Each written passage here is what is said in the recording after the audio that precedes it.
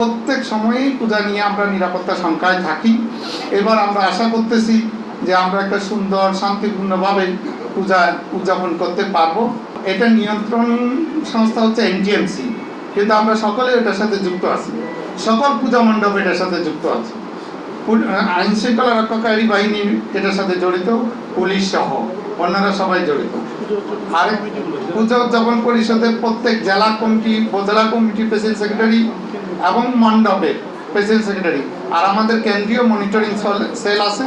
এই কেন্দ্রীয় monitoring cell এটার সাথে সংযুক্ত। আমরা প্রেসিডেন্ট সেক্রেটারিরাও এটার সাথে সংযুক্ত। ঢাকা মহানগর সার্বজনীন পূজা কমিটির প্রেসিডেন্ট সেক্রেটারিও এটার সাথে সংযুক্ত। এছাড়া প্রত্যেক পূজা মণ্ডপে একজন করে ফোকাল পয়েন্ট ঠিক করা আছে। এই ফোকাল পয়েন্টরাও এটার সাথে সংযুক্ত থাকবে। আরেকটা প্রশ্ন, নিরাপত্তা ব্যবস্থা, অনেক গুরুত্বপূর্ণ প্রশ্ন, আপনাকে ধন্যবাদ। আমরা 5ই আগস্টের যে পরিবর্তিত পরিস্থিতি, ছাত্র জনতার বিজয়ের পর যে পরিস্থিতি আপনারা জানেন, আমাদের সম্প্রদায়ের উপর বিভিন্ন জায়গায় হামলা হয়েছে, লুটপাট হয়েছে, নির্যাতন নিপীড়ন হয়েছে, মেয়েদের উপর নির্যাতন হয়েছে। আমরা সেগুলোর বিচার দাবি করেছি মাননীয় প্রধান উপদেষ্টার কাছে, মাননীয় স্বরাষ্ট্র উপদেষ্টার কাছে, মাননীয় ধর্ম উপদেষ্টার সাথে মিটিং হয়েছে, পুলিশের সাথে মিটিং হয়েছে। সবচেয়ে গুরুত্বপূর্ণ, আমাদের আইন উপদেষ্টার সাথে মিটিং হয়েছে। ইতিমধ্যে আপনারা জেনেছেন, এই প্রথমবার বাংলাদেশ সেনাবাহিনীর প্রধান নিজে ঢাকেশ্বরী মন্দিরে ছুটে এসেছেন, আমাদের সাথে মত বিনিময় করেছেন।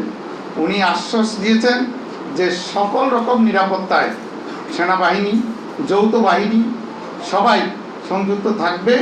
আমরা যাতে নির্ভয়ে পূজা করতে পারি, শঙ্কাহীন চিত্তে পূজা করতে পারি, সেই ব্যাপারে সকল রকম ব্যবস্থা ওনারা নেবেন।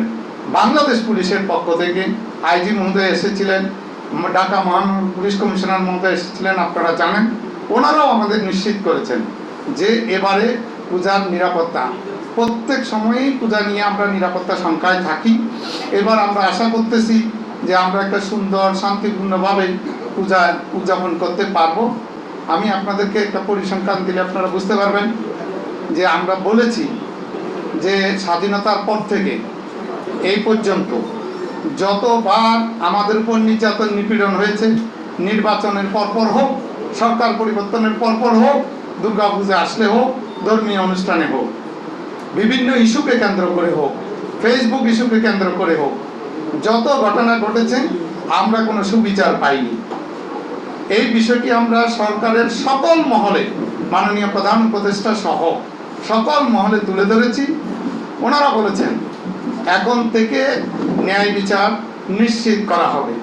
একটু আগে, আজকে সকালেই মাননীয় প্রধান উপদেষ্টার বিশেষ সহকারী মাহফুজ আলম সাহেব এখানে এসে বলে গেছেন যে এবার যারা ক্ষতিগ্রস্ত হয়েছে তাদের ক্ষতিপূরণের ব্যবস্থা করবেন এবং যারা দুষ্কৃতকারী এই ঘটনা ঘটিয়েছে তাদের বিচারের ব্যবস্থা করবেন। আরেকটা জিনিস বলে রাখি, প্রত্যেক পূজার আগেই আপনারা জানেন প্রতিমা ভাঙার কিছু ঘটনা ঘটে, এইবারও ঘটেছে। এই পর্যন্ত আমাদের কাছে যে তথ্য, তাতে 18টি মন্দিরে প্রতিমা ভাঙা হয়েছে। পুলিশের পক্ষ থেকে আমরা দেখেছি এবং আমাদের পূজা কমিটির নেতৃবৃন্দ জানিয়েছেন 15টি মামলা হয়েছে। এর মধ্যে 12 জনকে গ্রেপ্তার করা হয়েছে এবং 3 জন পুলিশের থানার ভারপ্রাপ্ত কর্মকর্তাকে উইথড্র করা হয়েছে।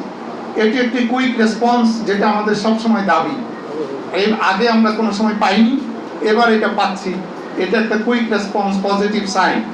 সেক্ষেত্রে আমরা আশা করি যে মহালয়া সুন্দরভাবে উদযাপিত হয়েছে, আপনারা জানেন। জন্মাষ্টমী সুন্দরভাবে উদযাপিত হয়েছে, আপনারা জানেন। জন্মাষ্টমীর মিছিলে ছাত্র সমন্বয়করাও ছিলেন, জানেন আপনারা। তো আমরা আশা করি এবার শান্তিপূর্ণভাবে পূজা উদযাপিত হবে।